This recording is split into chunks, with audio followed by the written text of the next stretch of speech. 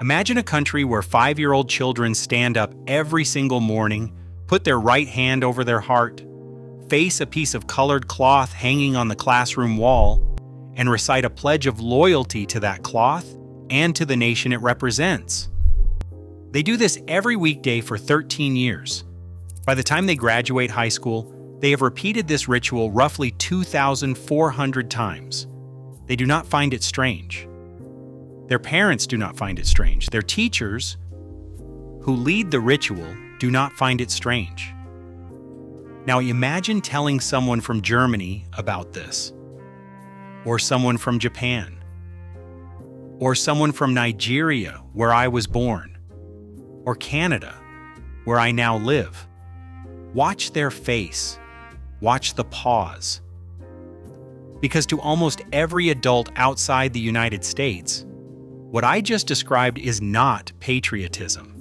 It is something else. Something that sits much closer to the kind of ritual you would expect to find in North Korea than in a country that calls itself the land of the free. This is not an opinion piece.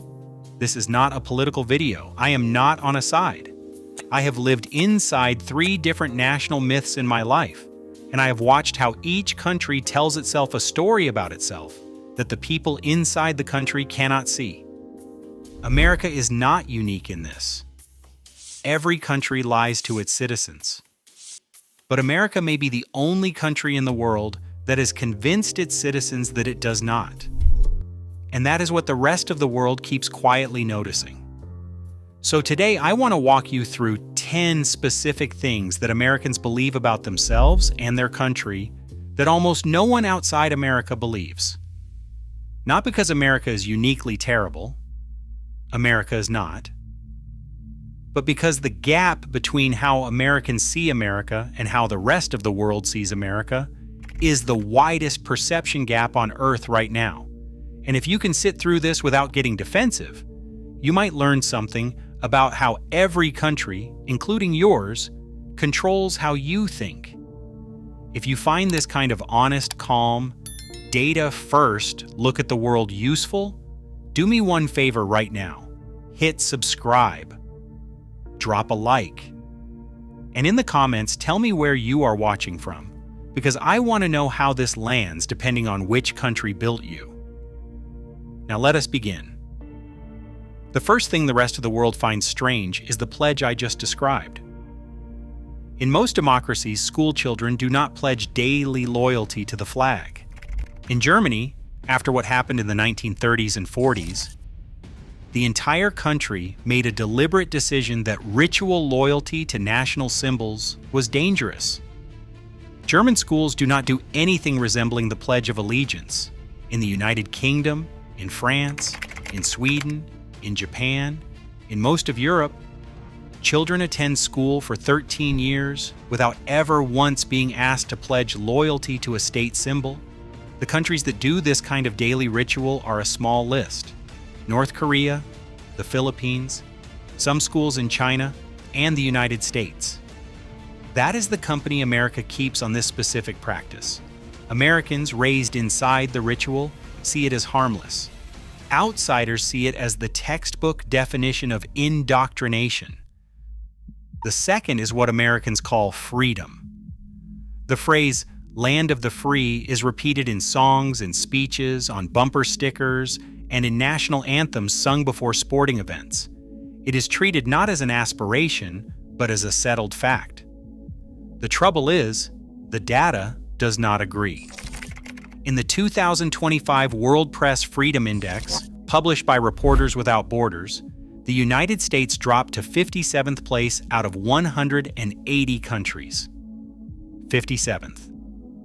The country now sits in the same category as Gambia, Uruguay, and Sierra Leone. On the 2025 World Happiness Report, the United States fell to 24th place, its lowest ranking ever recorded, behind Costa Rica, behind the Czech Republic, behind Mexico. On almost every freedom index the world tracks, the United States ranks somewhere in the teens to the 20s. Not first, not even in the top 10. And yet the phrase "land of the free" is still spoken with absolute certainty. The rest of the world looks at this and sees a country that has confused a slogan for a fact. The third is the two-party system.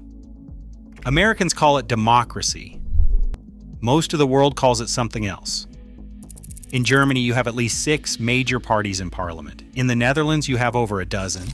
In Israel, in India, in Brazil, in South Africa, in Italy, in Spain, coalitions of multiple parties are the norm. The idea that an entire country with over 330 million people should choose between 2 political parties, both of which are funded by the same set of billionaires, both of which agree on nearly all foreign policy, and both of which take turns governing the same machine, strikes most foreigners as a strange thing to call democracy. To them, it looks more like a choice between 2 flavors of the same product. Americans raised inside the system cannot see it. From outside, it looks like the political equivalent of a fast food chain, offering you the choice between 2 slightly different sandwiches and calling that freedom. The fourth is tipping. In most of the world, you pay the price on the menu and you leave. The waiter is paid by the restaurant is paid by you, and nobody feels stressed or judged. In the United States, the menu price is a starting bid. You are expected to add 15, 18, 20, sometimes 25% on top, and increasingly even at the takeout counter and the self-service screen. Americans frame this as generosity. The rest of the world frames it as the customer being asked to subsidize the employer's payroll. In Japan, tipping is considered insulting. In France, it is built into the menu. In Australia, it is rare. Only in America has the population been trained to believe that paying a worker's wages directly, out of guilt, while the business owner pockets the menu price, is a moral virtue. Outsiders find this one of the clearest examples of how a system can convince its participants that their own exploitation is actually their kindness. If you are still with me, this is the part where most viewers either close the video or share it. I would rather you share it. Send this to one American friend who can take an honest look, and one non-American who can confirm what I'm saying. That alone helps this channel grow. Now let us keep going. The fifth is the American dream itself. The phrase sounds noble. The story says that anyone, from anywhere, through hard work alone, can rise. The problem is the math. Multiple studies, including Raj Chetty's research at Harvard, have shown that economic mobility in the United States is now lower than in Canada, Denmark, Norway, Germany, the United Kingdom, and most of Western Europe. A child born poor in the United States today is statistically more likely to stay poor than a child born poor in almost any other rich country. Yet the dream is still told as if it were uniquely American. Outsiders look at the data and ask the obvious question. If hard work alone determines success, why does the country with the strongest belief in that idea have some of the worst mobility outcomes of any rich nation? The dream is not a lie.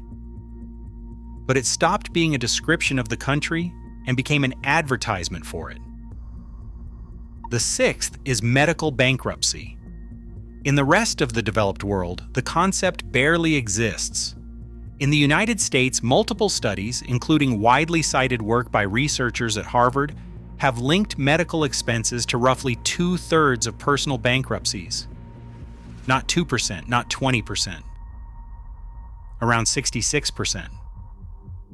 Going broke because you got sick is treated as a normal feature of American life, like traffic or bad weather. Americans set up online fundraisers to pay for cancer treatment. They ration insulin. They drive across the border to Mexico and Canada for medication. To anyone watching from the outside, this is not freedom, and it is not the greatest healthcare system in the world, which is what Americans are told. It is the only system in the developed world where a treatable illness can end your financial life.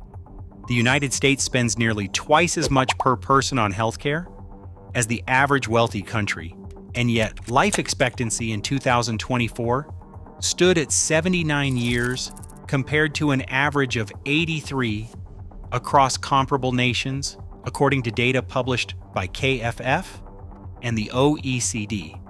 More money, fewer years. Americans are told this is the best system on earth. Outsiders look at the numbers and quietly disagree. The seventh is parental leave.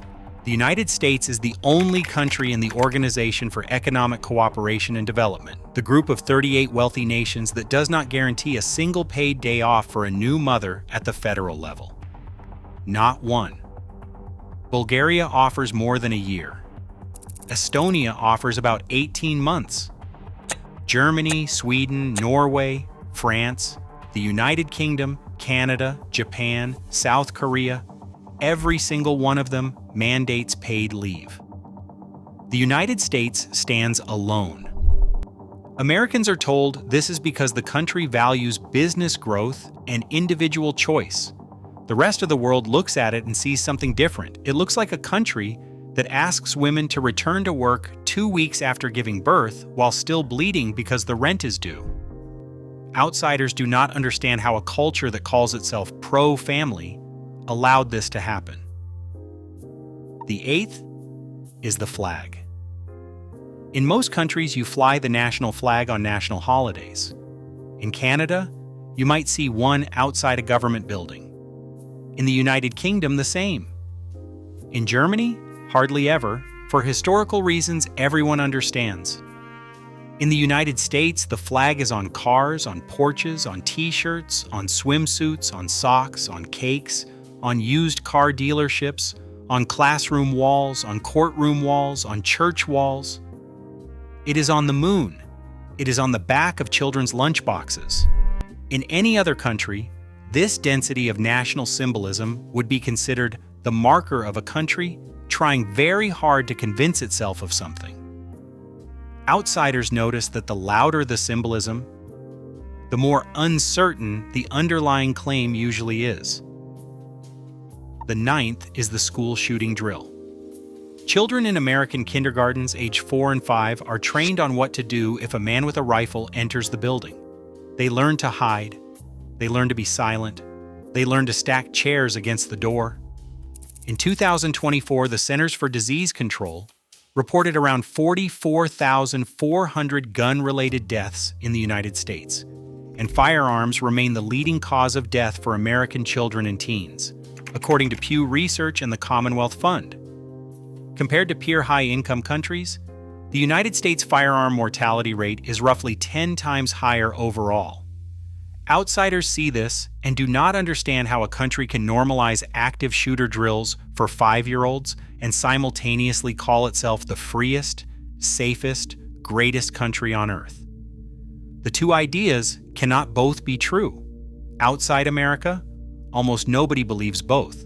Inside America, many people believe both at the same time, every day. That is the textbook definition of cognitive dissonance.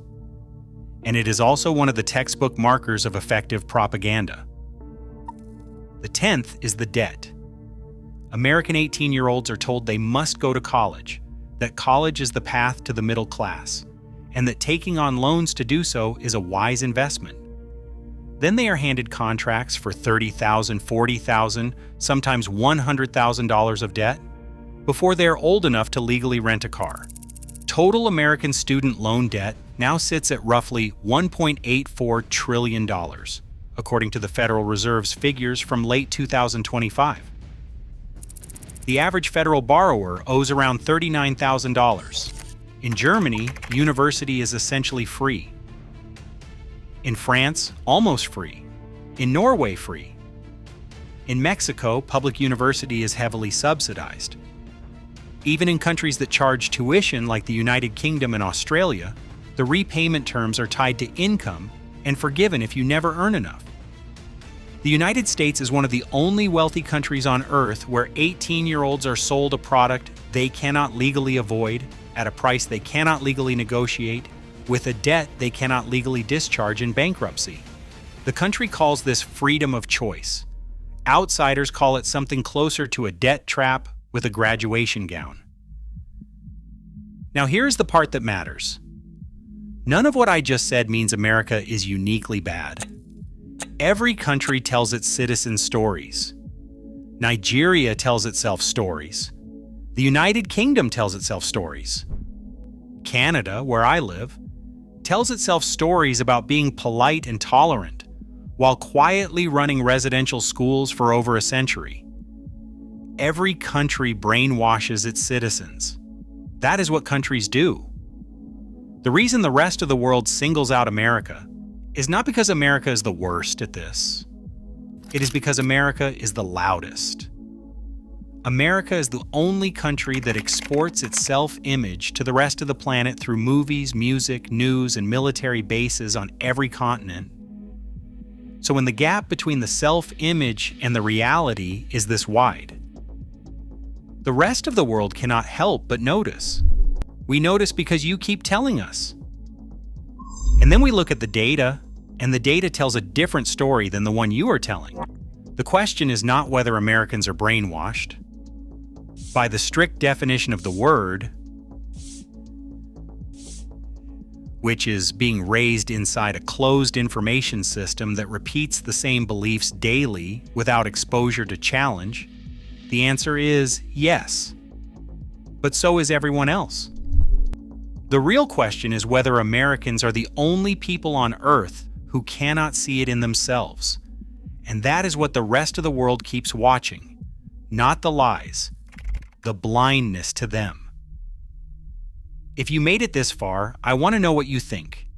Pick the one observation in this video that hit hardest and drop the number in the comments. Number 1 if it was the pledge, number 5 if it was the dream, number 9 if it was the drills. I read every comment, especially the ones from inside America, especially the ones that disagree. And if you found this useful, subscribe so you do not miss the next one, because next time I'm turning this same lens on a country most viewers think is above this kind of critique. You will want to see which one. Thank you for sitting through a video that asks uncomfortable questions instead of giving you easy answers.